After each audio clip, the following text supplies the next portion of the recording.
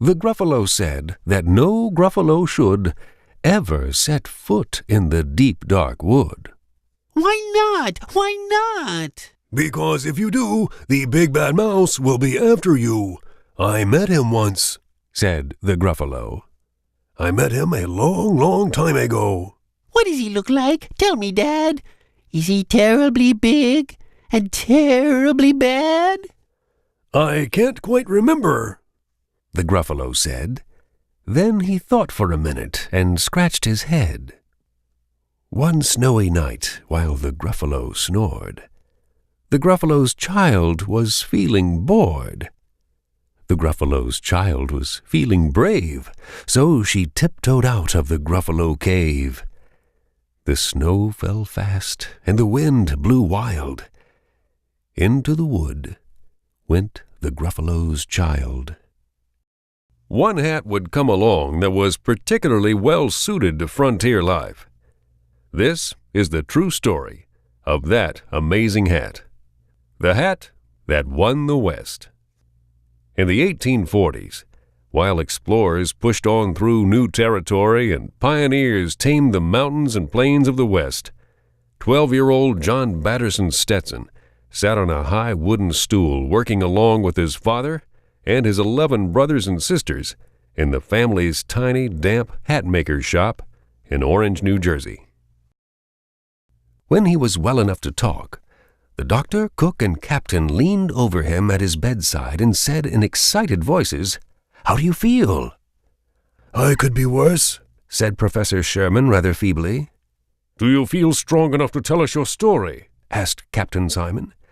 "I am strong enough," said Professor Sherman, "and I want first of all to thank you 3 gentlemen for your kind attention. But, gentlemen," he exclaimed, "as an honorary member of the Western American Explorers Club in San Francisco, I feel sincerely that I owe the first accounting of my extraordinary adventure to that illustrious fraternity." At this, of course, Captain John Simon was somewhat hurt. After all, he had ordered the rescue of Professor Sherman when he found him floating around almost dead in a maze of broken planks and empty balloons. He had saved his life. "Being here, boy, means you gotta be dead," the voice said as he gave me a drink from his kit. "Where you hit? 'Cause if it's a belly hit, I gotta leave you here," he said. I had never seen a man like him so close before. His skin was the color of polished mahogany. He was flying Union colors like me, my age maybe. His voice was soothing and his help was good.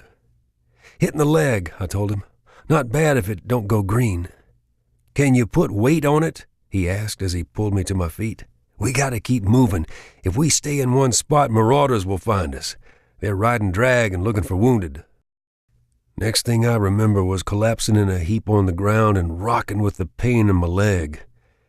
Everything started to go black. Then I remember him pulling me up on his back. I heard him say, "Lord have mercy, child, you as bad off as I am. I'll tote you. I can't rightly leave you here." A mouse took a stroll through the deep, dark wood. A fox saw the mouse, and the mouse looked good. "Where you going to, little brown mouse? Come and have lunch in my underground house." "It's terribly kind of you, Fox, but no, I'm going to have lunch with a Gruffalo." "A Gruffalo? What's a Gruffalo?" "A Gruffalo? Why, didn't you know?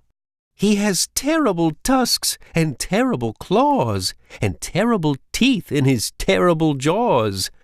Where you meeting him? Here, by these rocks. And his favorite food is roasted fox." "Roasted fox? Oh, my," Fox said. "Goodbye, little mouse." And away he sped. Silly old fox, doesn't he know? There's no such thing as a Gruffalo. Opening day, the best day of the season, especially for the fans. Even better, we open the season at home in Baltimore, playing the Milwaukee Brewers. The Brewers have a good team, headed by a couple of future Hall of Famers in Paul Molitor and Robin Yount. We expect to give up some runs to these guys. We don't expect to lose 12-0, but we do. For as far as she could see, there was only the prairie, the long waving line of grass on the horizon, with not one single cabin or chimney in sight.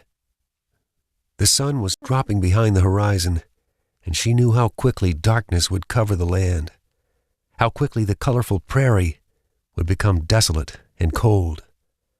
The lines between her brows deepened. "Well, I reckon I'll just have to go find him," she said to herself. Holding her walking cane and the side of the door for support, she stepped from the cabin and stood looking uncertainly about her. In the high grass to her right, a grouse flew up and she started, clutching her cane tightly. She feared the prairie with its strange sounds and long stillnesses. She had grown up in a town where one could hear the thud of a neighbor's axe, the drone of the sawmill, the ring of the ferry bell, the comforting sounds of other people. Here, there was only the lonely sighing of grass bent by the wind. "Stop giggling, Gail," said the teacher, "please. Now, what do the rest of you think? Miranda? Miranda Golden, or Golden Miranda, as I like to think of her, didn't hesitate a bit. I love the name. Saya, what do you think?" For once, quiet, speak-up Saya didn't have any trouble speaking up. "Yes, it sounds like a real place." "What is it again?" Pay Attention Art asked. "Humphreyville," Saya told him. "I never heard of a town named after a hamster," said Art. "Well, I may be a hamster, but I'm no ordinary hamster. I am an exceptionally cute golden hamster, I've been told, who happens to know how to read and write. Not that anyone knows about that except me, or the fact that my cage has a lock that doesn't lock so I can come and go as I please when no one's looking.